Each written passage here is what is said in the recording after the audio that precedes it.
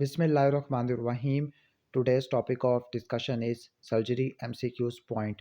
तो स्टार्ट करते हैं। एक्स्ट्रा ड्यूरल हीमाटोमा में 4 पॉइंट्स नोट करने हैं। ल्यूसिड इंटरवल होता है, this is the transient regain of consciousness.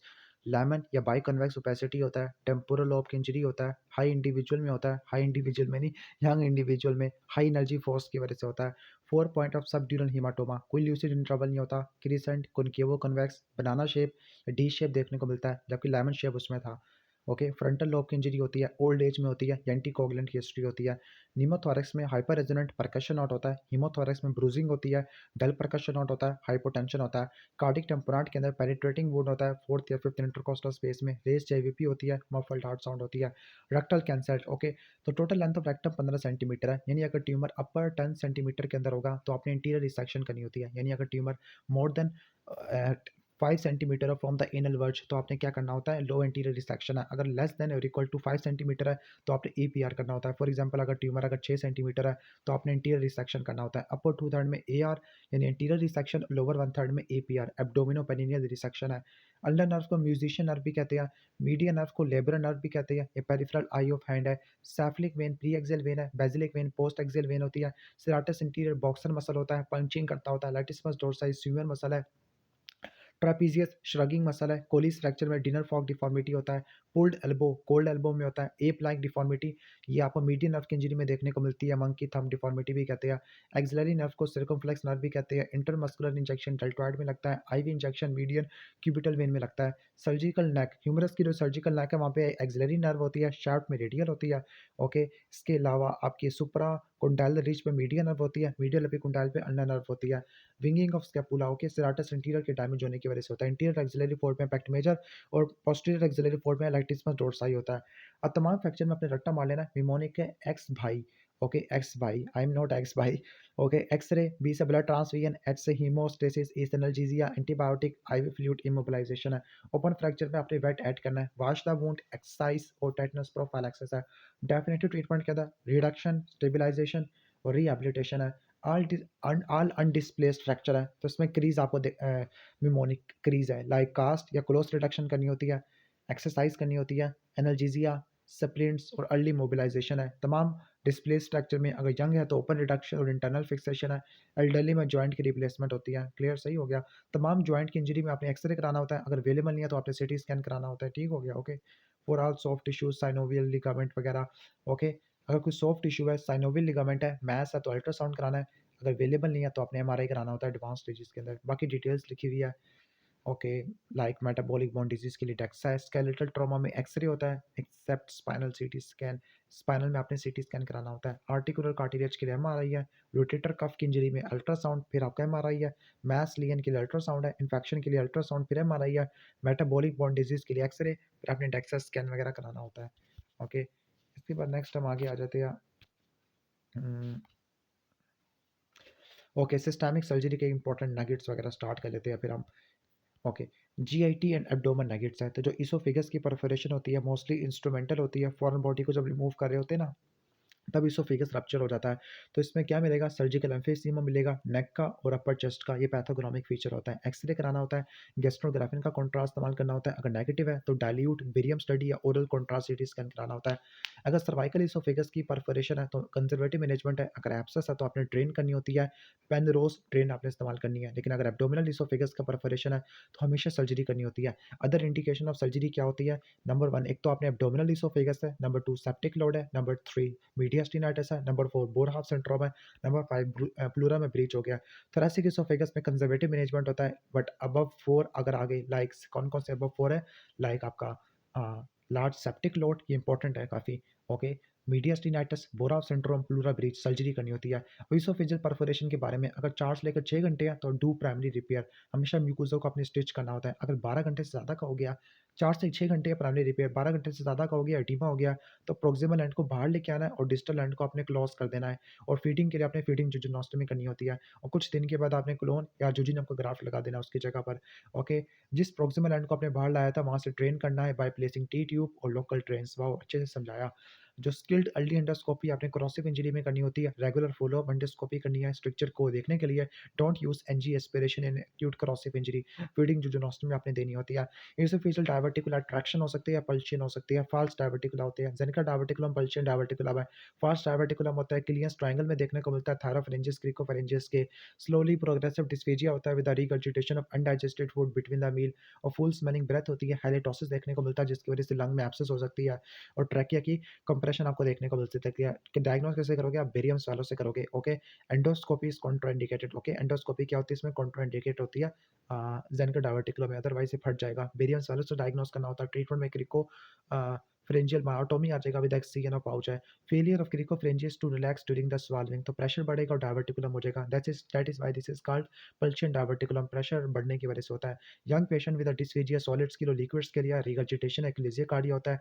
Chest x ray करा लोगे, मीडियम की वाइडनिंग मिलती है। बेरियम के अंदर बेरियम सेलों में bird peak appearance, pencil tip appearance होती है। मैनोमीटर में इंक्रीज एलियस स्टोन है विद डिक्रीज पेरिस्टासिस है। ट्रीटमेंट में न्यूमेटिक डायलेटेशन अगर फेल हो जाता है तो आपने हेलस डोर मायोटोमी करनी होती है। कॉम्प्लिकेशन ऑफ एक्लेजिया, नॉक्टर्नल कफ है, लंग एब्सेस है। बैरेट इसोफेगस क्या होता है, इंटेस्टिनल मेटाप्लेजिया होता है, लोअर इसोफेगस का एडिनोकार्सिनोमा के रिस्क को बढ़ा देता है। पीपीआई देना होता है, फॉलो अप करना होता है यूजिंग एंडोस्कोपी। अगर सिर्फ मेटाप्लेजिया है तो आपने फॉलो अप करना है 2 से लेकर 3 महीनों के अंदर। लो ग्रेड है तो 6 से लेकर 12 महीनों में। अगर हाई ग्रेड है तो आपने एब्लेशन करना होता है एंडोस्कोपी से या फोटोडायनामिक थेरेपी से, आर्गो लेजर से, या फिर इसोफेजेक्टमी कर सकते हैं। पेप्टिक अल्सर डिजीज़ की अगर आप सर्जरी करोगे तो क्या-क्या कॉम्प्लिकेशन हो सकती है? रिकरेंस हो सकता है, डंपिंग सिंड्रोम हो सकता है, अल्कली रिफ्लेक्स या बाइल रिफ्लेक्स हो सकता है, पोस्ट विगोटमी डायरिया, गैस्ट्रिक कैंसर है, गॉल स्टोन है, न्यूट्रिशनल डेफिशिएंसी होती है। जो अर्ली डंपिंग होती है हाइपोवोलेमिया की वजह से होती है, लेट डंपिंग हाइपोग्लाइसीमिया की वजह से होती है। डंपिंग टाइम के साथ इंप्रूव कर जाती है। अगर रिफ्लक्स गैस्ट्राइटिस होता है तो आपने कोलेस्ट्रामीन और मेटाक्लोप्रामाइड से ठीक करना होता है। अगर परसिस्टेंट है तो रोएक्सएनवाई गैस्ट्रोजिनोस्टोमी करनी है। एक पेशेंट जो कि क्रोनिक कैंसर यूज़ कर रहा था फॉर पेप्टिक अल्सर डिजीज़, और पेप्टिक अल्सर डिजीज़ डेवलप हो गया और स्मोकर भी है। Sudden onset of pain in abdomen है विद डिस्टेंशन, तो ये परफोरेटेड पेप्टिक अल्सर डिजीज में देखने को मिलता है। एक्सरे करा लोगे, गैस अंडर द डायफ्राम होगी। ट्रीटमेंट के अंदर रिससिटेशन है, laparotomy with upper midline incision दोगे। पेरिटोनियल कैविटी को वॉश करोगे नॉर्मल सलाइन से, परफोरेशन को लोकलाइज करोगे। अगर डूडिनल परफोरेशन है, ग्राहम्स ओमेंटोपेक्सी। अगर गैस्ट्रिक है, सिंपल वेज रिसेक्शन आपने करनी होती है और बायोप्सी लेनी है, मल्टीपल बायोप्सी और ग्राहम्स पैच लेना होता है। पैटिक एडिनोमा ओसीपी की वजह से होता है, यंग फीमेल में होता है, कोई कुफर सेल नहीं होते। ये इंट्रापेरिटोनियल ब्लीडिंग करा सकता होता है, मैलिग्नेंसी भी करा सकता है। दैट इज़ व्हाई बायोप्सी लेनी है, सर्जिकल रिसेक्शन करना होता है।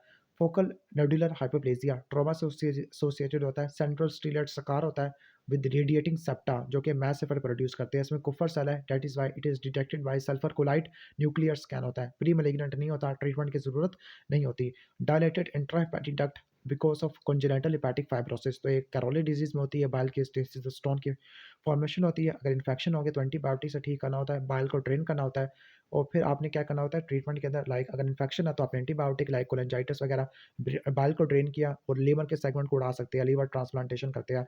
सप्लीन एनकुली एसेसरी सप्लीन होती है, सप्लीन के आइलम में मौजूद होती है। ओके, और कोई पेशेंट जो उसकी आप सप्लीनेक्टमी कर रहे हो फॉर हिमेटोलॉजिकल डिजीज, तो अपने सप्लीन एनकुली को देखना होता है और इसको ठीक करना होता है क्योंकि रिकरेंस करा देती होती है। स्प्लेनिक आर्टरी एनेरिज्म फीमेल में कॉमन होता है, प्रेगनेंसी में कॉमन होता है। अगर ये सिम्प्टोमेटिक हो या 2 सेंटीमीटर से बड़ा हो तो आपने एम्बोलाइजेशन या स्प्लीनेक्टमी करनी होती है। स्प्लेनिक आर्टरी का या स्प्लीन का जो इन्फेक्शन होता है माइलोप्रोलिफरेटिव डिजीज में होता है, सिकल सेल में होता है, पोर्टल वेन के थ्रोम्बोसिस में होता है। हमेशा सर्जरी की ज़रूरत नहीं देखने को मिलती। ओके, लेकिन सर्जरी कब करनी होती है स्प्लेनिक इन्फेक्शन में, अगर आपको लाइक इन्फेक्शन या एब्सेस फॉर्मेशन आपको देखने को मिले, इस केस में आपने करनी होती है। ऊपर वाले केस में हमने पढ़ा सिम्प्टोमेटिक हो 2 सेंटीमीटर से ऊपर, जब केस में इन्फेक्शन आ गया। आईटीपी में स्प्लीनेक्टमी कब करनी है, जब स्टेरॉइड थेरेपी काम नहीं कर रहे, 2 रिलैप्स आ चुके हैं आफ्टर द स्टेरॉइड है, पर्सिस्टेंट आईटीपी है। बिफोर सर्जरी अगर प्लेटलेट कम है, प्लेटलेट ट्रांसफ्यूजन करनी होती है। और जैसे ही आपने स्प्लेनिक आर्टरी की लाइगेशन करनी है, प्लेटलेट को आपने मजीद नहीं देना क्योंकि रीबाउंड थ्रोम्बोसाइटोसिस स्टार्ट हो जाती है। 2 वीक बिफोर स्प्लेनेक्टमी, स्प्लेनेक्टमी से पहले 2 वीक इलेक्टिव आपने क्या देनी है, निमोवैक्स देना स्ट्रेप्टोकोकल निमोनिया के लिए, मेनिंजोकोकल्स की वैक्सीन देनी है और हीमोफिलस इन्फ्लुएंजा की देनी है। और अगर इमरजेंसी में हो गई है तो आपने फ़ौरन आपने वैक्सीन देनी है एज़ सून एज़ पॉसिबल, जैसी सर्जरी हुई है after the discharge. Hereditary spherocytosis में जो स्प्लेनेक्टमी होती है आफ्टर द 6 ईयर्स आपको देखने को मिलती है। Splenectomy is done after 6 years of age. Okay, 6 साल की बात करते होते हैं। ओके, ठीक हो गया। बिफोर स्प्लीनेक्टमी आपने अल्ट्रासाउंड करना होता है to rule out gall stones hereditary spherocytosis के अंदर। कोलेडोकाल सिस्ट क्या होती है, dilation of intrahepatic extrahepatic biliary system होती है। अब इसकी डिफरेंट टाइप्स होती है। फॉर एग्जांपल जो टाइप 1 है इफ्यूजिव फॉर्म है, या टाइप 1 को रट्टा मार सकते हो, एक्स्ट्राहेपेटिक डायलिटेशन है। टाइप 2 में डायवर्टिकुलम होता है। टाइप 3 में आपको क्या होता है कि इंट्रापेनिक पेनक्रियाटिक सिस्ट होती है, टाइप 4 में इंट्रा और एक्स्ट्रा दोनों होती है, टाइप 5 में कैरोली डिजीज होता है, अल्ट्रासाउंड करा लोगे, बेस्ट इज एमआरसीपी है। ट्रीटमेंट में सिस्ट की एक्सीजन रो एक्सन वाई हेपेटिकोजुजिनोस्टोमी आ जाती है, कोलोडोकाल सिस्ट कोलेंजियोकार्सिनोमा करवा देती होती है। क्लियर। इसके बाद नेक्स्ट है परफोरेशन और एब्सेस इन डायवर्टिकुलाइटिस। अगर डायवर्टिकुलाइटिस में परफोरेशन है या एब्सेस हो गया तो आपने सर्जरी करनी होती है। अगर एब्सेस है तो आपने ड्रेन करना है सबसे पहले एब्सेस को परक्यूटेनियसली, फिर आपने उस सेगमेंट को रीसेट कर देना with end to end anastomosis. ठीक हो गया, यानी एब्सेस में आपने पहले ड्रेन करना है, फिर आपने क्या करना है, एंड टू एंड एनास्टोमोसिस कर देना है। अगर परफोरेशन है तो आपने क्या करना होता है, हार्टमैन प्रोसीजर है, रिसेक्शन या एक्सटर्नाइजेशन करनी होती है। इन्वेस्टिगेशन और choice for acute diverticulitis, CT scan है, कंट्रास्ट एनहांस्ड सीटी स्कैन है, बेरियम एनीमा या कोलोनोस्कोपी कभी नहीं करना, अदरवाइज कोलोन फट जाएगा। ओके, डायवर्टिकुलर रप्चर हो जाएगा। क्रोनिक डायवर्टिकुलर एक्वायर्ड डिजीज होते हैं, मोस्ट कॉमन साइड सिग्मोइड में होता है, कभी भी रेक्टम को इन्वॉल्व नहीं करते क्योंकि इसकी मसल लेयर कंप्लीट होती है और वो टीनिया में स्प्लिट नहीं होता। अब ये फिस्टुला की फॉर्मेशन करा देता है, मोस्ट कॉमन कोलोवजाइकल फिस्टुला होता है। डायवर्टिकुलोसिस में बेरियम अनीमा और कोलोनोस्कोपी कर सकते हैं जिसमें सार टूथ अपीयरेंस होती है। In case of amoebic liver abscess metronidazole देनी होती है, but in case of pyogenic liver abscess ultrasound guided percutaneous aspiration करनी होती है और एंटीबायोटिक भी देना होता है। ठीक हो गया, और अंडरलाइन कॉज को ठीक करना होता है। Femoral hernia is the third most common hernia होता है, फीमेल्स में देखने को मिलता है। स्ट्रैंगुलेशन होने के चांसेस ज़्यादा होते हैं, inferior lateral to the pubic tubercle होता है, राइट साइड पर ज़्यादा देखने को मिलता है। स्ट्रैंगुलेशन के चांसेस ज़्यादा होते हैं लेकिन ज़्यादातर एसिम्प्टोमेटिक होता है। इसको अपनी इंग्वाइनल हर्निया से सेपरेट करना है। इसके अलावा सैपनस वैरिक्स है, फीमोरल लिम्फ नोड है, लाइपोमा, फेमोरल एनोरिज्म, सोज एब्सिस है। ट्रीटमेंट में आपका कौन कौन सा होता है, लोकवुड, लुथीसियम, मकार्डी आ जाता है। और फेमोरल हर्निया में स्ट्रैंगुलेशन के चांसेस ज़्यादा होते हैं तो हमेशा आपने रिपेयर करना होता है। इनडायरेक्ट और फेमोरल हर्निया दोनों राइट साइड पे होते हैं। इनडायरेक्ट हर्निया मेल्स में देखने को मिलता है। Okay sorry, inguinal hernia, inguinal hernia होता है मेल्स में होता है, इनडायरेक्ट यंग में होता है, डायरेक्ट वाला बूढ़े पेशेंट में होता है। प्रिंसिपल के अंदर क्या होता है, आपने ना हर्नियोटमी करनी होती है, सैक की डाइसेक्शन है, लाइगेशन ऑफ सैक है, रिडक्शन ऑफ सैक है, मेश की प्लेसमेंट होती है। लेकिन पेशेंट कहता है कि मैंने सर्जरी नहीं करनी तो आपने ट्रस इस्तेमाल करनी होती है। ओके, जबकि प्रिंसिपल के अंदर क्या आता है, DLRM। Okay, umbilical hernia conical in shape होता है, बच्चों में होता है, स्ट्रैंगुलेशन नहीं होती, 4 साल तक अपने वेट करना होता है। अगर नहीं ठीक हो रहा तो हर्नियोरेफी करनी होती है। आफ्टर डूइंग लेफ्ट हेमिकोलेक्टमी आपने कोलोस्टमी आपने करनी होती है, should be done if gut is not prepared. Okay, for example अगर इमरजेंसी में इंटेस्टाइनल ऑब्स्ट्रक्शन हो गया, ओके, तो इस केस में आपने क्या करना होता है कि ठीक हो गया, लाइक ये कह रही है कि लेफ्ट हेमिकोलेक्टमी किया, फॉर एग्जांपल इमरजेंसी में अगर आपको पेशेंट आया लेफ्ट कोलोन के कैंसर का, आपने डिसेक्शन किया और कोलोस्टमी आपने करनी होती है। ओके, ठीक है, अब gut is not prepared. Okay, but after doing right hemicolectomy anastomosis कर सकते होते हैं। Okay, anastomosis can be effectively done. In short के जो होता है ना, लेफ्ट हेमिकोलेक्टमी इसमें कोलोस्टमी की जरूरत पड़ती है जबकि राइट वाले में आपको कोलोस्टमी की जरूरत नहीं होती। Sudden onset of abdominal pain with a tiled like feeling, x-ray में ओमेगा साइन है तो सिग्माइड वाल्वुलस में आपको देखने को मिलता होता है। क्लियर, सही है, ओमेगा साइन सिग्माइड वाल्वुलस में होता है। रिजिड सिग्माइडोस्कोपी करते हैं, उसको रिड्यूस कर देते हैं, अगर फेल हो जाता है तो लेप्रोटमी करते होते हैं। इफ एरिया डेड तो आपने डिसेक्शन करना और डबल बैरल कोलोस्टमी करनी होती है। अगर एरिया वायबल है, ओके, यानी एरिया डेड है तो आपने डबल बैरल करनी है, वायबल है तो सिग्माइड कोलेक्टमी और हार्ट मैन प्रोसीजर आपने करना होता है। Most common clinical presentation of Meckel's diverticulum painless bleeding होती है। ओके, सही हो गया। और क्या कॉम्प्लिकेशन आपको देखने को मिल सकती है, like diverticulitis, intestinal obstruction, interception, peptic ulcer, volvulus, hernia of litre. ये इंपॉर्टेंट है। इन्वेस्टिगेशन और चॉइस टेक्नीशियन 99 स्कैन होता है जो कि गैस्ट्रिक म्यूकोसा को डिटेक्ट कर लेता है। एंजियोग्राफी करा लोगे, वाइटल इंटेस्टिनल आर्टरी को कर लेगा। और ट्रीटमेंट क्या है, सेगमेंट रिसेक्शन या Meckel's diverticulectomy. Meckel's diverticulum is the most common congenital anomaly of GIT होती है। अगर साइलेंट अगर आपको मिल गया तो आपने उसी को उस वक्त रिसेट करना है जब उसका थिक वाल्ड हो जाए या नैरो माउथ है, यानी उसका माउथ नैरो है और उसकी दीवार मोटी हो गया, इस केस में करना होता है। मैकल्स डायवर्टिकुलम की अपनी ब्लड सप्लाई होती है, इसकी अपने सेगमेंटल रिसेक्शन करनी होती है। इसके बाद है कोलेंजियोकार्सिनोमा, एडिनोकार्सिनोमा ऑफ इंट्राहेपेटिक या एक्स्ट्राहेपेटिक बिलियरी सिस्टम होता है, रिस्ट्रैक्टम प्राइमरी सुक्रालाइज कोलेंजाइटिस, कोलोटोकाल सिस्ट होता है। डायग्नोसिस में ERCP, एंडोस्कोपिक अल्ट्रासाउंड, PTC करते होते हैं, specially for tumour at confluence है। और रिसेक्शन करना है, बाईपास है। ओके, बिलियो इंटेरिक एनास्टोमोसिस है और स्टंटिंग होती है। क्लियर, सही हो गया। तो resection, bypass, billion enteric anastomosis और स्टंटिंग है। मोस्ट कॉमन मेसेंटेरिक सिस्ट कौन सी होती है, काइलोलिम्फेटिक होती है। ओके, यानी जो मेसेंटेरिक सिस्ट है ना, इसमें आपको टिलियोस ट्रायड भी देखने को मिलता है, like resonant percussion, resonant cyst होती है, परकशन नॉट होता है, जोन ऑफ रेजोनेंस आपको देखने को मिलता है। ओके, मोस्ट कॉमन जो मेसेंटेरिक सिस्ट होती है काइलोलिम्फेटिक होती है, दूसरी एंटीरोजीनस होती है। जो काइलोलिम्फेटिक होती है थिक थिन वाल्ड होती है, एंटीरोजेनस थिक वाल्ड होती है। काइलो लिम्फेटिक की अपनी इंडिपेंडेंट ब्लड सप्लाई होती है, एंटीरोजेनस की कॉमन ब्लड सप्लाई होती है विद इंटेस्टाइन होता है। ओके, काइलो लिम्फेटिक का ट्रीटमेंट इन्यूक्लिएशन है, जबकि एंटीरोजेनस का ट्रीटमेंट क्या होता है, इंटेस्टाइन के साथ रिसेक्शन कर देना। एक्लेज़िया कार्डिया में और कहने का मतलब हर्शबर्ग डिजीज़ में दोनों में कंस्ट्रक्टेड और डायलेटेड पोर्शन होते हैं। लेकिन एक्लेज़िया कार्डिया में जो कंस्ट्रक्टेड पोर्शन होता है उसमें नॉर्मल गैंग्लियन सेल्स होते हैं। लेकिन जो डायलेटेड पोर्शन होता है उसमें गैंग्लियन सेल नहीं होते। जबकि हर्शबर्ग डिजीज़ में जो कंस्ट्रक्टेड पोर्शन होता है उसमें गैंग्लियन सेल्स नहीं होता, जबकि डायलेटेड पोर्शन में नॉर्मल होता है। क्लियर? अब जो हर्शबर्ग डिजीज़ होता है इसमें आपने जो नर्व ट्रंक की हाइपरट्रॉफी हो जाती है, मोस्ट कॉमन साइड रेक्टम होता है, रिस्क फैक्टर में डाउन सिंड्रोम है, न्यू नेट में delayed passage of meconium, abdominal distension और बिलस वॉमिटिंग है। बच्चों में क्रोनिक कॉन्स्टिपेशन, एब्डोमिनल डिस्टेंशन देखने को मिलती है, फुल थिकनेस रेक्टल बायोप्सी करनी होती है, बेरियम एनीमा में कोनिंग मिलती है, एनोरेक्टल मैनोमेट्री भी करा लेते हैं। ट्रीटमेंट के अंदर क्या होता है, कोलोस्टमी आपने सबसे पहले करना होता है, फिर आपने न्यूट्रिशनल स्टेटस को ठीक करना होता है। अगर बच्चा 10 केजी से ऊपर का है तो स्वानसन, दुहामिल और स्वाबी प्रोसीजर करते होते हैं। क्लियर? इसके अलावा ट्रांस एनल या पाइलो मायोमेक्टमी वगैरह कर सकते होते हैं। स्वानसन को बोलते हैं पुल थ्रू, स्वाबी को क्या बोलते हैं, resection and anastomosis with the sleeve, mucosectomy with the anal canal. Angiodysplasia AV malformation होता है। ओके, असेंडिंग क्लोन का एवी मैल्फॉर्मेशन होता है, 50 साल से ऊपर वाले में देखने को मिलता है। मोस्ट कॉमन साइड आपको सिक्का में देखने को मिलती है, एसोसिएटेड होता है एओर्टिक स्टेनोसिस और वॉन विलिबरेन डिजीज के साथ, इसको बोलते हैं हम हाइट सिंड्रोम। डायग्नोसिस में एंजियोग्राफी और कोलोनोस्कोपी, टेक्नीशियन स्कैन और ट्रीटमेंट के अंदर एक्सीएन और कोलेक्टमी आ जाती है। Most common site of small bowel diverticular jejuna में देखने को मिलते होते हैं। ड्यूडिनल डायवर्टिकुलर सेकंड या थर्ड पार्ट पे और मेजेंटेरिक बॉर्डर में होती है, जबकि Meckel's diverticular anti mesenteric border में होती है। क्रोनिक डायवर्टिकुलर क्वांट डिजीज होते हैं। Most common site okay, sigmoid होता है, कभी भी रेक्टम को इन्वॉल्व नहीं करते क्योंकि इसकी मसल लेयर कंप्लीट होती है। टीनिया में सेपरेट नहीं होता, फिस्टुला करा सकता होता है, डायवर्टिकुलस में कोलोनोस्कोपी और बेरियम नीमा करा सकते होती है। बेरियम नीमा में साटूथ अपीयरेंस होता है, investigation of choice for acute diverticulitis CT scan होता है, कभी भी बेरियम नीमा कोलोनोस्कोपी नहीं करना बिकॉज़ फट जाएगा। अगर अनकॉम्प्लिकेटेड डायवर्टिकुलाइटिस हो तो बेड रेस्ट, एंटीबायोटिक एनाल्जेसिक हो तो बेरियम नीमा देना होता है, परफोरेशन। और अगर एब्सेस है तो आपने क्या करनी होती है, सर्जरी करनी होती है। एब्सेस है तो आपने परक्यूटेनियस ड्रेनेज करनी है और आपने resection with end to end anastomosis. अगर परफोरेशन है तो हार्ट में ना रिसेक्शन एंड एक्सटर्नलाइजेशन होती है। अल्सरेटिव कोलाइटिस स्मोकर में कम देखने को मिलता है, दैट मींस स्मोकर प्रोटेक्टिव है। Present with a bloody diarrhoea, okay, bloody diarrhoea with a mucus होता है, लॉस ऑफ फ्रस्ट्रेशन और बेरियम एनीमा देखने को मिलता है। इसको बोलते हैं lead pipe sign. Most common site होती है रेक्टम में होती है। टॉक्सिक मेगा क्लोन करा सकता होता है, कैसे पता लगेगा, चेस्ट एक्सरे के अंदर, सॉरी एब्डोमिनल एक्सरे में 6 सेंटीमीटर से ज़्यादा का क्लोन होगा।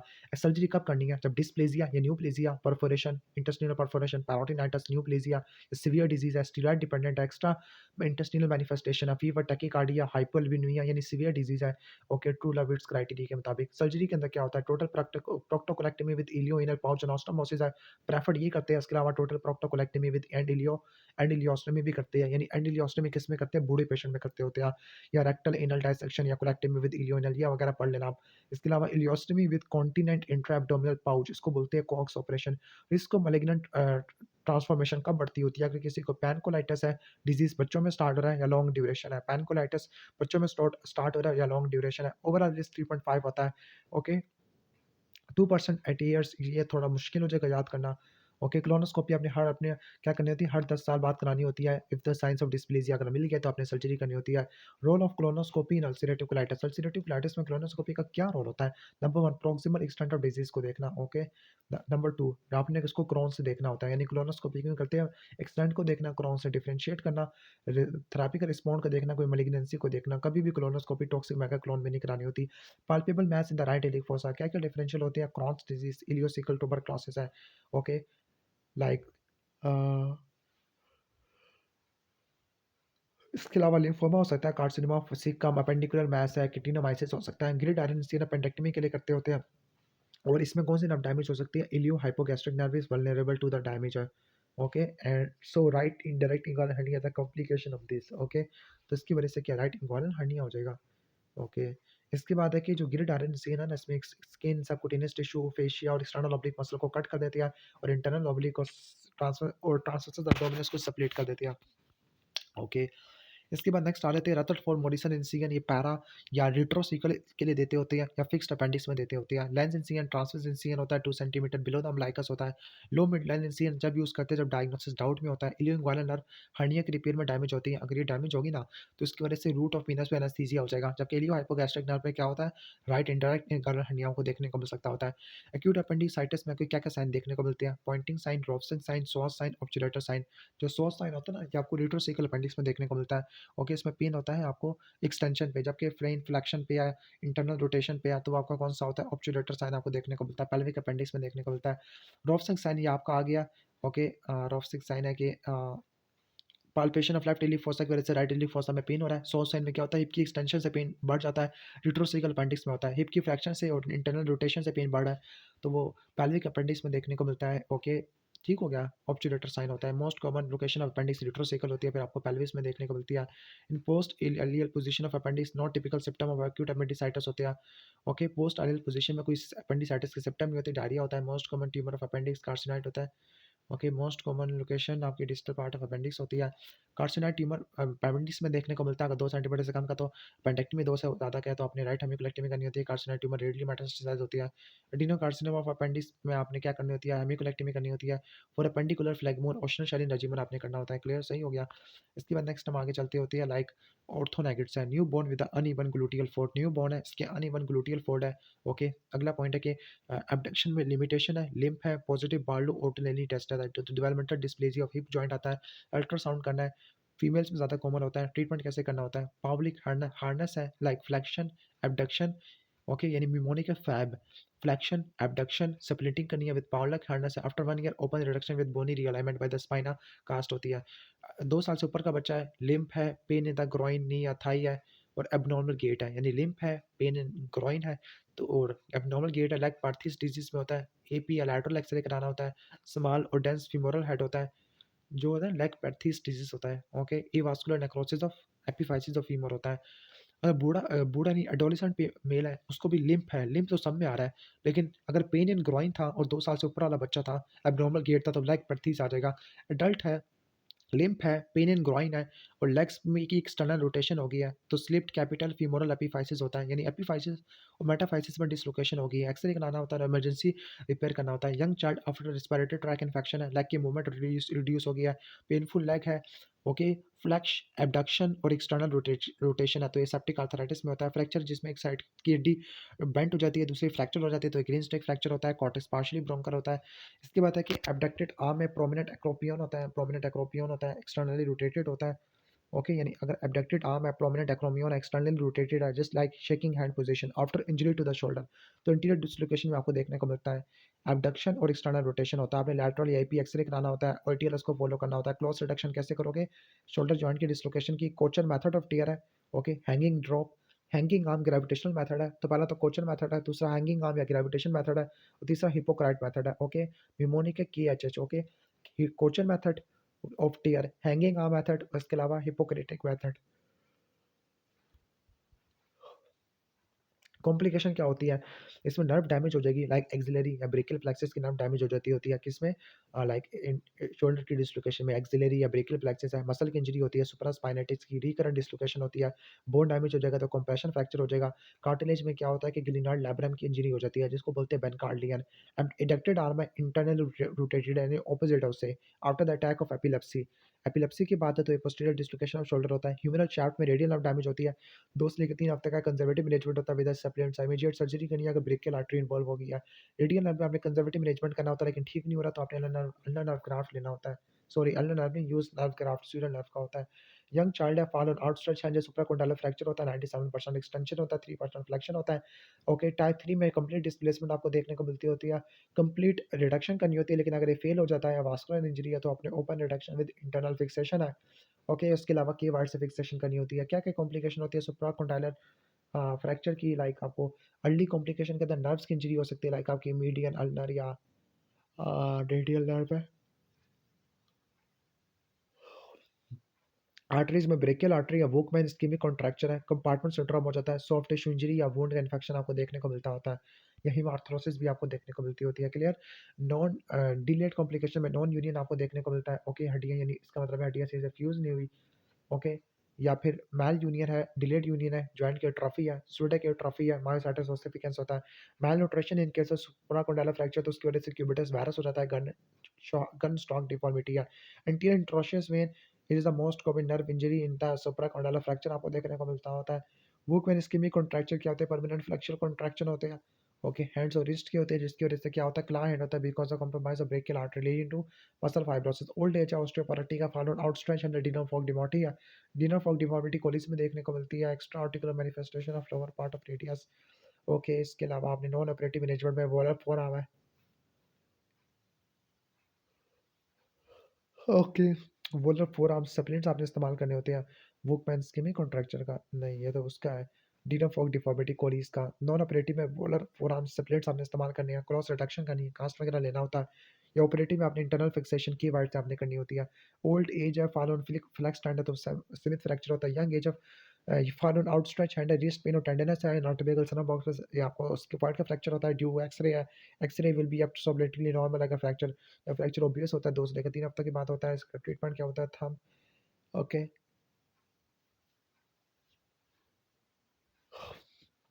थंब स्पाइका कास्ट होती है। ओके, इसके अलावा आपने रिपीट एक्सरे करना होता है 3 हफ्तों के बाद। अगर अनडिस्प्लेस्ड हो तो प्लास्टर वगैरह पहनाना होता है। अगर डिस्प्लेस्ड हो तो आपने ओआरआईएफ करना होता है। इसका ट्रीट कॉम्प्लिकेशन क्या होती है? High rate of non union avascular necrosis of proximal pole आ जाएगा। इसके बाद x ray does not show any warning and skip fracture तो आपने इसको 3 हफ्तों के बाद रिपीट कराना होता है। प्रोक्सिमल अब ये ग्लेजियर फ्रैक्चर में क्या होता है? फ्रैक्चर ऑफ रेडियस और अल्ना की डिसलोकेशन। अगर अल्ना का फ्रैक्चर और रेडियस हट की डिसलोकेशन है तो उसको मोंटीजे कहते हैं। मोंटीजे और ग्लेजियर दोनों में आपने ओआरएफ करना था। ओपन रिडक्शन इंटरनल फिक्सेशन है। इंटरस्कैपुलर फ्रैक्चर ऑफ फीमोरल है कि उसकी वजह से क्या होता है कि इवास्कुलर नेक्रोसिस ऑफ फीमोरल हेड होता है। अगर अनडिस्प्लेस्ड है तो आपने इंटरनल फिक्सेशन और डायनामिक हिप स्क्रू इस्तेमाल करने होते हैं। डिस्प्लेस्ड है तो आर्टिफिशियल हेड और total hip replacement by the prosthesis वगैरह आपने करना होता है। क्लियर? ठीक हो गया। पोस्ट ऑपरेटिव एंटीकोगुलेशन भी देनी होती है। सीमित पैट्रिशियन नेल या fixation of fracture of neck of femur के लिए इस्तेमाल होता है। सीमित पैट्रिशियन नेल होता है। फ्रैक्चर ऑफ फीमोरल शाफ्ट होता है। इन्फेंट में आपने गैलोस ट्रैक्शन करनी होती है। ऑलरेडी में आपने बैलेंस ट्रैक्शन करनी होती है। और अडल्ट में आपने क्या करना है? इंटरमेडुलरी ट्रैक्शन करनी होती है। ओके, एडल्ट में इंट्रामेडुलरी है, बच्चों में बैलेंस ट्रैक्शन है और इन्फेंट में ग्लाइको आ जाएगा। गैलो ट्रैक्शन है। फीमोरल शाफ्ट के फ्रैक्चर में एक्सटेंसिव ब्लड लॉस होता है, 1.5 तक होता है, पल्लिसों को 2.5 तक हो जाता है। Fractures flexion and the rapid rotation. Okay, like flexion या rapid rotation during the kicking football normal actually click हो रहा है तो साउंड एक्सटेंशन तो ये मेनिस्कस का इंजरी हो चुके हैं। एमआरआई करना था, आर्थ्रोस्कोपिक सर्जरी करते होते हैं। फुटबॉल इंजरी का सीवियर नी पेन है, द मीडियल साइड और abduction more than the abduction बहुत ज़्यादा हो रही है तो उसका मतलब injury to the medial collateral ligament है। फुट इंजरी इंजरी या सीवियर नी पेन है। ओके, लैटरल नेक पे तो आपको देखने को मिलता होता है।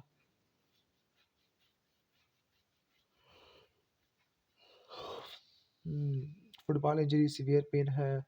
ओके, पेन इन लैटरल अगर पेन मीडियल एस्पेक्ट पे तो injury to the medial collateral ligament, अगर लैटरल एस्पेक्ट पे है एडक्शन ज़्यादा देखने को मिल रही है। Injury to the lateral collateral ligament होता है। यूज़ हिंज कॉन्ट्रास्ट है। फुटबॉल इंजरी है तो नी पेन स्वेलिंग है। ओके, नी पेन और नी फ्लेक्शन है लाइक 90 डिग्री पे एंटीरियर ड्रॉस एंड पॉजिटिव है। इसके अलावा फ्लेक्शन भी लेचमेंट टेस्ट भी पॉजिटिव होता है तो इंटीरियर क्रूशियल लिगामेंट में होता है। इंटीरियर क्रूशियल लेचमेंट टेस्ट क्या होता है? Fixation of knee at the 20 degree pulls anteriorly या पुल बोन के ट्यूमर, ये तो ऑलरेडी मैं एक्सप्लेन कर चुका हूँ। पेल्विक कैंसर में आपका टू के तक होती है। स्कल टू प्रोस्टेटी फ्रैक्चर नहीं होती, मोस्टली अनडिस्प्लेस्ड होती है और सेपरेशन ऑफ प्यूबिक सिम्फिसिस में बुक लाइक फ्रैक्चर होता है।